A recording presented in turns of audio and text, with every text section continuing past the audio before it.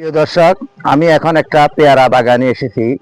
এই যে দেখতেছেন এখানে পেয়ারা, এখানে যথেষ্ট পরিমাণ পেয়ারা গাছ আছে, কিন্তু এখানে ইজি 12 মাস পেয়ারা পাওয়া যায়। এই যে দেখতেছেন গাছটা, এই গাছটার মাঝে কিন্তু কানায় কানায় পেয়ারা আসতেছে, প্রতিটা শাখায় প্রশাখায় পেয়ারা আসতেছে। দেখতেছেন এই যে পেয়ারা, এই যে এখানেও পেয়ারা, এখানে পেয়ারা পাকতেছে আর আমরা খাইতেছি। যথেষ্ট পরিমাণ পেয়ারা এখানে পাওয়া যাচ্ছে। আপনিও ইচ্ছা করলে এইভাবে একটা পেয়ারা বাগান করে আপনার ভাগ্য পরিবর্তন করতে পারেন। আপনি পেয়ারা বিক্রি করে এবং কি আপনি নিজে খেয়ে আপনি নিজে আয় আয় করতে পারেন একটা পেয়ারা বাগান করে। এখানে এই পেয়ারাগুলা কিন্তু গাছে পেকে যাচ্ছে। গাছে পাকার পরে এখানে আমরা পেয়ারাগুলা নিয়ে যাব। আমরা অনেক পেয়ারা এখান থেকে খাচ্ছি, কিংবা ইজি 12 মাস এখানে পেয়ারা হয়। আপনারা দেখতেছেন এই যে গাছটার মাধ্যমে নতুন ফুল দিচ্ছে, আবার পেয়ারা বাতি হচ্ছে, কিছু খাচ্ছি, কিছু বিক্রিও করতেছি। এই যে দেখতেছেন পেয়ারাগুলা, এটা কিন্তু পেকে গেছে, এটা কিন্তু সাদা হয়ে গেছে। যে পেয়ারাটা সাদা হয়ে যায় তখন বুঝতে হবে এই পেয়ারাটা পেকে গেছে। এই দুইটা পেয়ারাও কিন্তু পেকে গেছে, এই যে দেখতেছেন এই দুইটা পেয়ারাও পেকে গেছে। আপনারা এই হিসাবে পেয়ারা চাষাবাদ করতে পারেন। এখানে যে পেয়ারাটা দেখা যাচ্ছে এটাও কিন্তু পেকে গেছে। যখন পেয়ারা পাকবে তখন পেয়ারাগুলো সাদা হয়ে যাবে। আপনারা খেয়াল রাখবেন, পেয়ারা সাদা হয়ে যাবে, কারণ এখানে পেয়ারা পাকলে রাখা যায় না। কাঠবিড়ালিয়ে, পাহাড়ি এলাকায় কাঠবিড়ালিয়ে কিন্তু পেয়ারা খেয়ে ফেলে। পেয়ারা গাছে নতুন শাখা প্রশাখা দিয়ে যথেষ্ট পরিমাণ ফুল আসতেছে, কিংবা এখানে পেয়ারা ইজি 12 মাস খাওয়া যায়। দেখতেছেন এটা হলো পেয়ারা বাগান, সম্পূর্ণ পেয়ারা গাছ আর পেয়ারা গাছ। পেয়ারা গাছের পাশাপাশি অন্য অন্য ফলাদি গাছও আছে।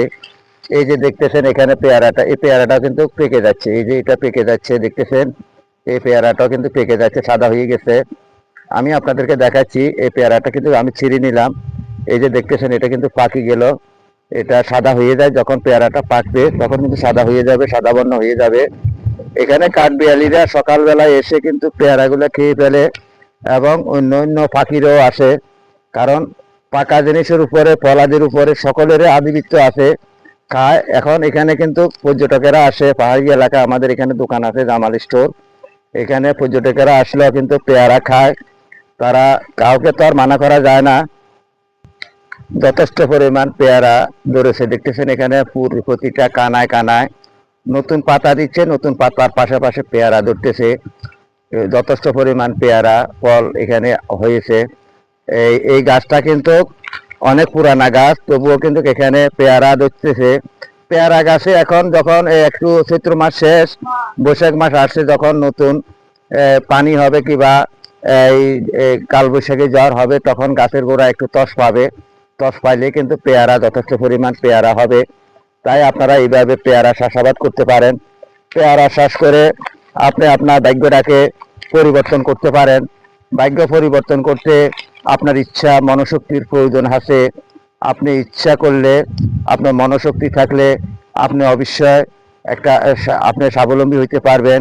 স্বাবলম্বী মুখের কথা নয়, আপনার যেখানে খালি পরিত্যক্ত জায়গা আছে সেখানে আপনি পেয়ারা বাগান করুন, আপনি পেঁপে বাগান করুন, আম বাগান করুন, কিংবা মৎস্য খামার করুন। একটা পুকুরে, খালি পুকুর পড়ি থাকে, আপনি মৎস্য খামার করুন, মুরগির খামার করুন, হাঁসের খামার করুন।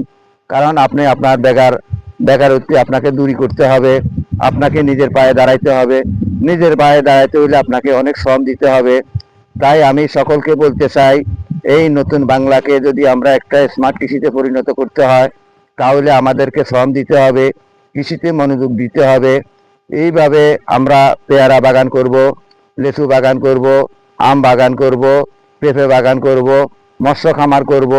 তারই মাধ্যমে আমরা আমাদের ভাগ্য পরিবর্তন করতে পারবো, আমাদের বেকারত্ব দূরী হয়ে যাবে। আশা করি কথাগুলো বুঝতে পারতেছেন। তাই সকলকে ইউটিউব চ্যানেল ও ফেসবুক পেজের পক্ষ থেকে আন্তরিক ভালোবাসা, অভিনন্দন জানিয়ে আমি এখান থেকে বিদায় নিচ্ছি। আসসালামু আলাইকুম ওয়া রাহমাতুল্লাহি ওয়া বারাকাতুহু।